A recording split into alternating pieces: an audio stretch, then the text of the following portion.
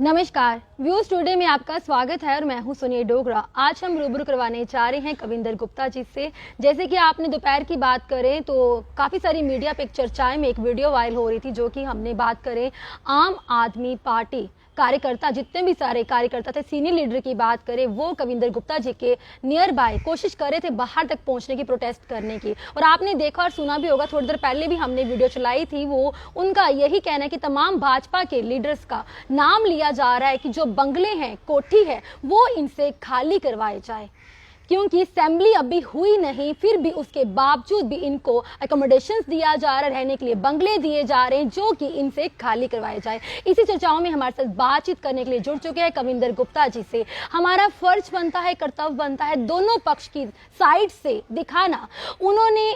उनका क्या कहना, उन्होंने बताया, उनके पास नोटिस भी है, उन्होंने दिखाए। अब हम रूबरू करवाएंगे कविंदर गुप्ता जी से। अब इनका क्या कहना है, चलिए इनसे बात करते हैं। सर, सबसे पहले आपका बहुत बहुत स्वागत है। सर, क्या कहेंगे, आम आदमी पार्टी के जितने भी कार्यकर्ता हैं वो प्रोटेस्ट कर रहे थे, आपके घर को घेराव किया हुआ था, और उनका यही कहना है कि जो भी इनके बंगले है उसको खाली करवाया जाए। इस पे क्या कहेंगे?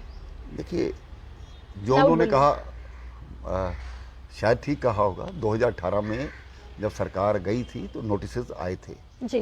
सरकार ने थ्रेट परसेप्शंस को देखते हुए कुछ लोगों को यहाँ से जाने के लिए नहीं कहा था। उन्होंने हाई कोर्ट में जवाब दिया होगा। जहाँ तक किराए का सवाल है, कुछ लोग बेसलेस बातें करते हैं। आप मेरे कागज़ चेक कर सकती हैं कि मैंने हर 6 महीने बाद मेरा वहाँ पर किराया जमा होता है, और मार्च 2022 तक मेरा किराया बिल्कुल कंप्लीट है। सरकार तभी किराया लेती है जब वो उसके लिए अलाउ करती है। तो मुझे लगता है इससे ज़्यादा मुझे कुछ नहीं कहना चाहिए। सर, उनका ये भी कहना है कि ना ही कानून को मानते हैं, ना ही हाई कोर्ट को मानते हैं, नोटिस बावजूद जाने के बावजूद भी किसी को नहीं मानते। इस पे क्या टिप्पणी देना चाहिए? हमें कोई नोटिस नहीं आया है। सरकार को शायद हाई कोर्ट ने कहा होगा, सरकार ने, एडमिनिस्ट्रेशन ने किस प्रकार उसका जवाब दिया वही बता सकते हैं कि हम लोग यहाँ पर क्यों हैं और किस कारण से हैं। अगर थ्रेट परसेप्शंस हैं तो मैं उन लोगों से भी कहना चाहता हूं कि जो इस प्रकार की बातें कर रहे हैं वो कब हारे थे तो कितनी देर तक रहे, उनके बारे में भी जानकारी लेनी चाहिए। जी सर, उन्होंने नोटिस भी दिखाए थे, उसमें बिजली के बिल भी थे। उन्होंने कहा कि बिजली के बिल जो है 20 से 25 लाख के अंदर बिल बने हुए हैं, वो अभी तक इन्होंने ना ही रेंट पे किया, ना ही बिजली का भुगतान किया। इस पे क्या कहेंगे? देखिए, डॉक्यूमेंट्स हैं मेरे पास, तो मैं बताऊंगा। मुझे ये सारे डॉक्यूमेंट्स आपके पास अवेलेबल है? बिल्कुल। जिस प्रकार की वो बातें करते हैं, मुझे लगता है फ्रस्ट्रेशन तो होना स्वाभाविक बात है। आज काफ़ी देर से उसको सत्ता से बेदखल किया है, फिर उसके डीडीसी के इलेक्शन में भी वो लोग कहीं दिखाई नहीं दिए, तो हो सकता है फ्रस्ट्रेशन हो। सर, लेकिन उनके पास कहीं ना कहीं डॉक्यूमेंट्स भी थे। वो मतलब बोल रहे थे कि डॉक्यूमेंट्स पे भी नजर मारेगा, आपका नाम साफ तौर पे दिखाई दे रहा था। इस पे क्या कहेंगे? डॉक्यूमेंट्स प्रॉपर्ली रखे थे उन्होंने, जैसे कि आपने रखे हैं। देखिए, मैं ये कहना चाहता हूँ, हाई कोर्ट किसी ने PIL दायर की होगी, उस पर सरकार ने जवाब दिया होगा। ये सरकार और उनका मामला है। जहाँ तक मेरा सवाल है, मैं इसके लिए बिल्कुल पैसे जमा करवा रहा हूँ, उसी आधार पर रहता हूँ। सरकार ने अगर अलाउ किया है, किसी कारण से थ्रेट परसेप्शन हो सकती है या कुछ कारण से, ये सरकार जानती है।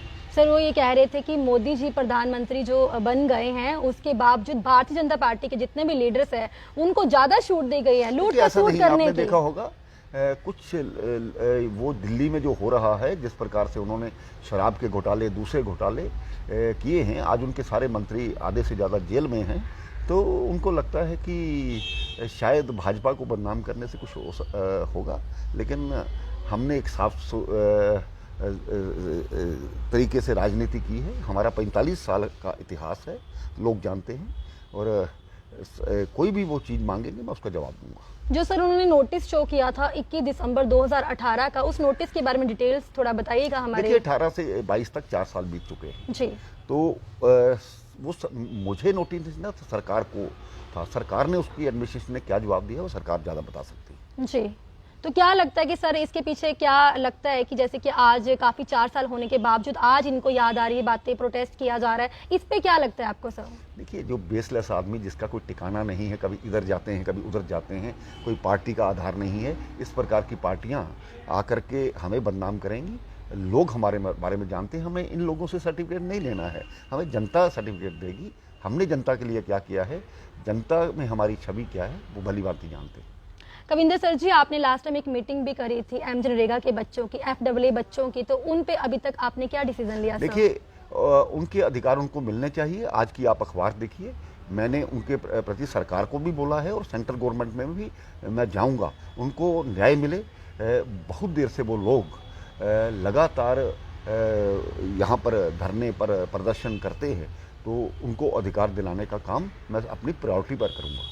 क्या आपने दोबारा FAA बच्चों के पास विजिट किया? जैसे कि आज जितनी भी सारी बच्चियां हैं वो सब रोने पे आ गई थी। देखिए, कुछ जम्मू कश्मीर में इरेगुलरिटीज हुई, उसके कारण से कुछ लिस्टें रोकी गई थी, लेकिन उस आधार पर सभी की लिस्टें नहीं रोकी जा सकती। ये भी हमने सरकार तक बात पहुंचाई है, सेंट्रल लीडरशिप पे, और हमारी पार्टी में भी चर्चा हुई है। तो मुझे लगता है कि जो उनको न्याय मिलेगा।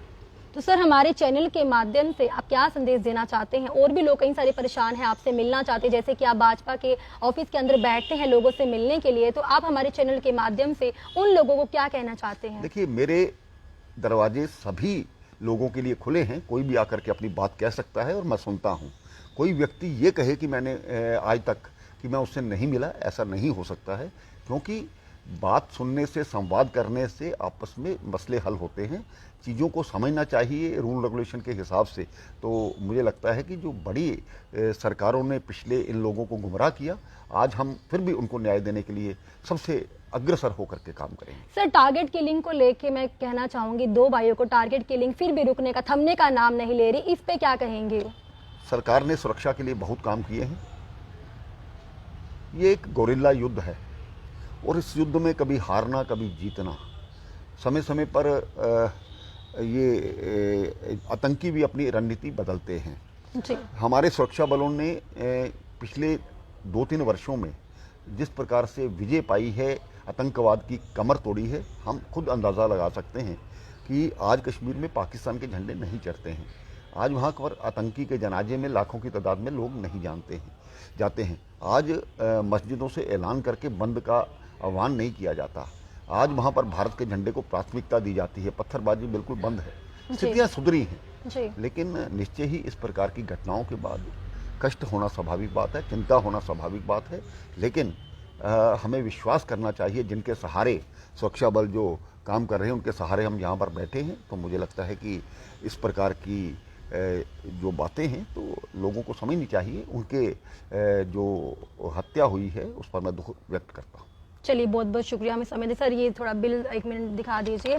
तो कई सारे बिल हैं, जैसे कि आम आदमी पार्टी कार्यकर्ता की तरफ से प्रोटेस्ट किया गया। उनका साफ तौर पर कहना है कि ये जो सरकारी बंगले हैं वो खाली करवाए जाए। अभी तक बिजली रेंट जो है वो नहीं दिया गया, 20 से 25 लाख तक बनाया गया। तो कविंदर गुप्ता जी ने पूरी फाइल हमें दिखाई है, ये देख सकते हैं, पूरे डॉक्यूमेंट्स हैं इनके पास अवेलेबल है। इन्होंने कहा कि हमने पूरा बिल जो है वो भुगतान किया हुआ। जो हमारी रही बात बंगले की, उसका भी हम बिल जो है महीने महीने का टाइम टू टाइम दिया जा रहा है। और हमारा पक्ष बनता है कि दोनों तरफ से सुनना और इंटरव्यू में बात करना, जो कि व्यूज टुडे के माध्यम से पहले हमने हर्षदेव जी के प्रोटेस्ट को कवर किया, उन्होंने क्या कहा, और अब कविंदर गुप्ता जी ने क्या कहा, वो हमने व्यूज टुडे के माध्यम से आपको दिखाया। इसी तरह देखते रहिएगा views today. Cameraman Bunty Digra के साथ सुनी डोगरा को दीजिए आज्ञा। नमस्कार।